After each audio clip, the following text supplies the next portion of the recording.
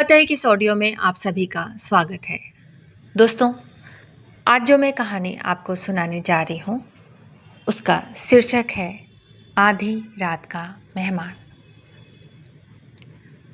तो चलिए दोस्तों, कहानी शुरू करते हैं। दोस्तों, पिछले कहानी में मैंने आपको बताया था कि नीलम के मंगेतर की हत्या किसने की। नीलम के मंगेतर की हत्या उसके भाई राजीव ने किया। अब उसके आगे की कहानी मैं आपको बताती हूँ। नीलम। नहीं, नहीं, ये सच नहीं हो सकता। नहीं, ये सच नहीं हो सकता। अभय, तुम्हें सच मानना ही होगा नीलम। जिस रात हमारी सगाई हुई थी, उसी रात उसने मेरे रास्ते में जाल बिछाया था। नीलम की आंखों के सामने अतीत घूम गया। राजीव हमेशा अभय से चलता था। उसकी तरक्की, उसका परिवार में बढ़ता महत्व, शायद यही वजह थी। अचानक ऊपर से किसी के कदमों की आहट आई। नीलम और अभय दोनों चौंक गए। राजीव।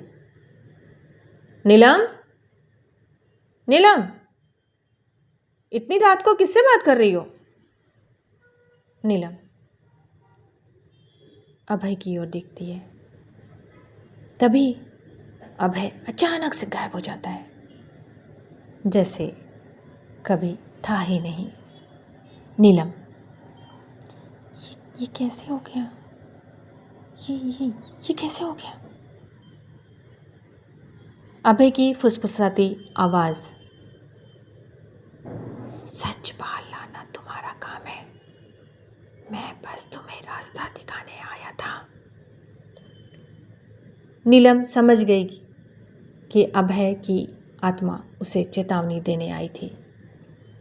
अब ये राज खुलना उसी के हाथ में था।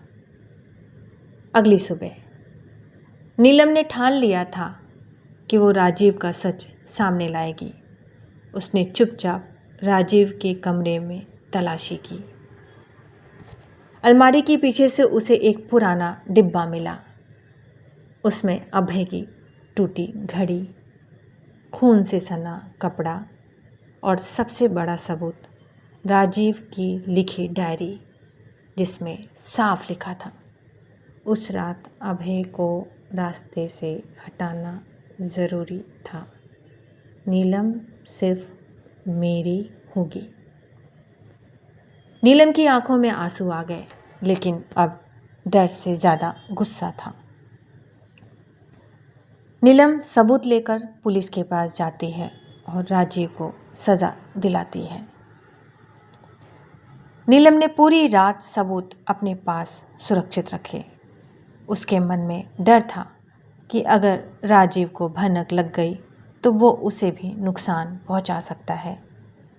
सुबह होते ही उसने बिना किसी को बताए पुलिस स्टेशन का रुख किया। Police inspector. जी बताइए नीलम जी, इतनी सुबह कैसे?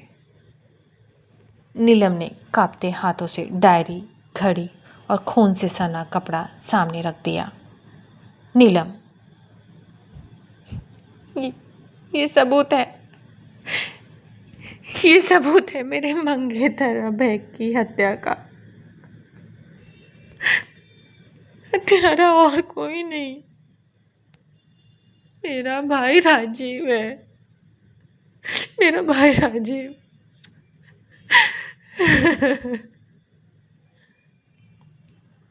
इंस्पेक्टर ने सबूत ध्यान से देखे। डायरी के पन्ने पढ़कर उनकी आंखें चौड़ी हो गईं। इंस्पेक्टर, आपकी हिम्मत काबिले तारीफ है मिस नीलम। ये केस अब दोबारा खुलेगा। शाम तक पुलिस राजीव को गिरफ्तार करने उसके घर पहुंच गई। राजीव ने लाख इनकार किया, लेकिन सबूत और डायरी उसके खिलाफ काफ़ी थे। राजीव, नीलम, तूने अपने ही भाई को धोखा दिया? हाँ, तूने अपने भाई को धोखा दिया? नीलम, धोखा मैंने नहीं दिया राजीव, धोखा तुमने दिया, मेरे को, अभय को तुमने धोखा दिया। पुलिस उसे हथकड़ी पहनाकर ले गई। उस रात नीलम अपने कमरे में अकेली बैठी थी। बाहर हल्की हवा बह रही थी। अचानक उसने महसूस किया कि खिड़की पर कोई दस्तक दे रहा है। वो डरते डरते खिड़की खोली। वहाँ कोई नहीं था, बस हल्की सी खुशबू और हवा में गूंजती आवाज़। अभय, धन्यवाद नीलम, अब मेरी आत्मा को शांति मिल गई। नीलम की आंखों से आंसू बह निकले। उसने आसमान की ओर देखा, महसूस किया कि कहीं ऊपर अभय मुस्कुरा रहा है। तो दोस्तों, ये कहानी कैसी लगी?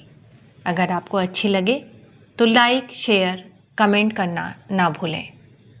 और हाँ, सब्सक्राइब करना भी ना भूलें। Thank you.